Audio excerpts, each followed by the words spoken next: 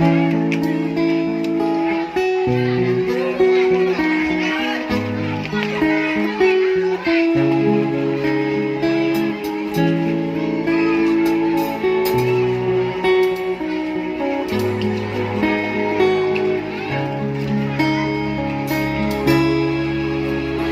đã lâu rồi mình không thấy nhau, em giờ sao hạnh phúc đắm say không nào. Bên anh thì mưa, bên em có nắng chưa, bao nhiêu sự thôi chôn giấu kỷ niệm xưa. Giá như lúc này người ở bên anh tựa đầu cùng ngã bình yên trong anh đến là yêu em thật yêu, nhưng anh chẳng phải đắng cay bao đêm gió rét từng cơn cô đơn chết anh chán đời.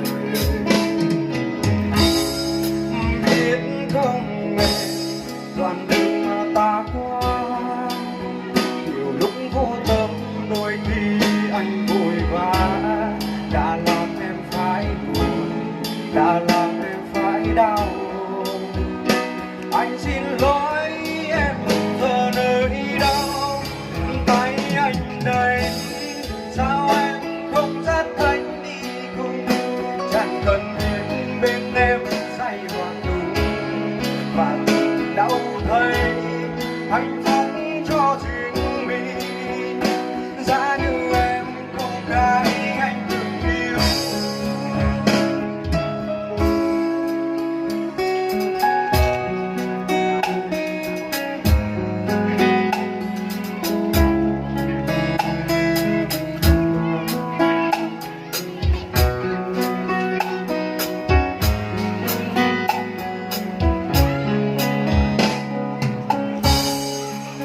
Giá như lúc này người ở bên anh tựa đầu cùng ngã bình yên trong anh đến lại yêu em thân yêu, nhưng anh gặp phải đắng cay bao điều gió rét từng cơn cô đơn chết anh chẳng đời.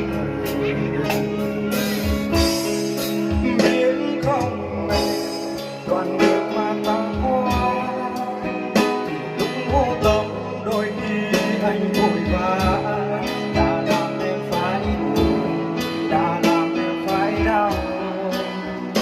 Anh xin lỗi em giờ nơi đâu, tay anh đây sao em không dắt anh đi, chẳng cần biết bên em say hoặc cùng, và từng đau thấy hạnh phúc cho riêng mình.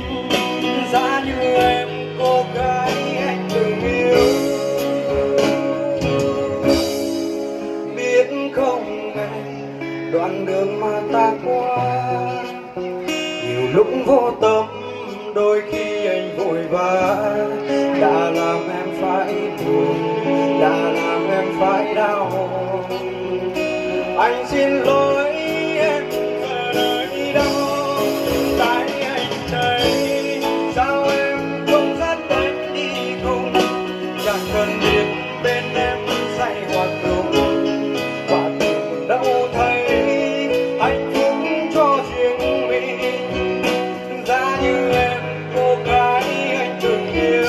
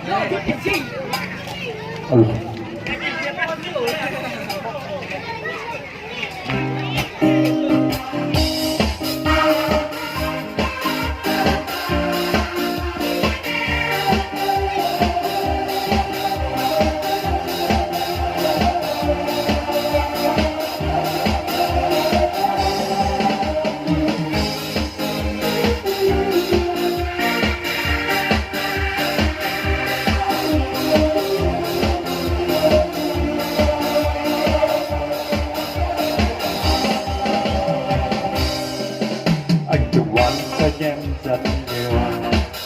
Sau ngày anh về tôi không vô điều, anh từng nói với em rất nặng lời. Sau ngày anh về em cuộc chơi vơi, giờ lớn hơn anh mới hiểu ai không mong cuộc sống cũng lo toan. Vì lúc nơi em quá xa, ai nào chẳng biết phần cho anh mang.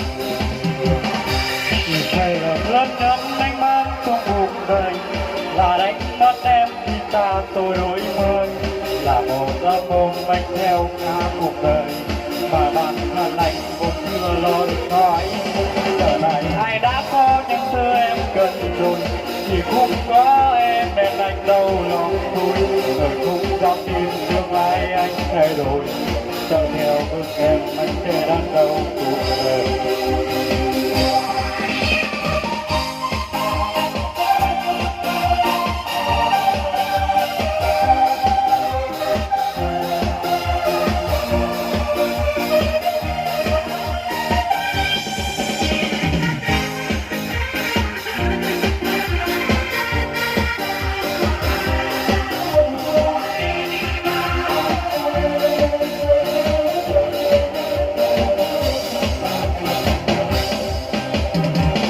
Tất em thật nhiều trong ngày cũng chơi vơi, lúc ấy em quá sâu, ai nào chẳng thấy phần cho anh mà.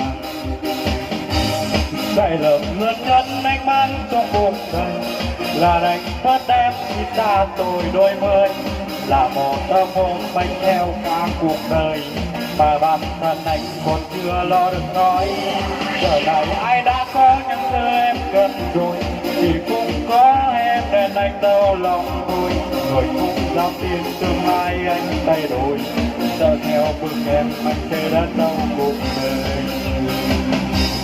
Sai lầm lớn nhất anh mang trong cuộc đời, là đánh mất em khi ta tôi đổi mới, là mong muốn anh theo cả cuộc đời mà bản thân anh còn chưa lo được nói. Giờ này ai đã có những thứ em cần rồi, thì cũng có em nên anh đau lòng thôi.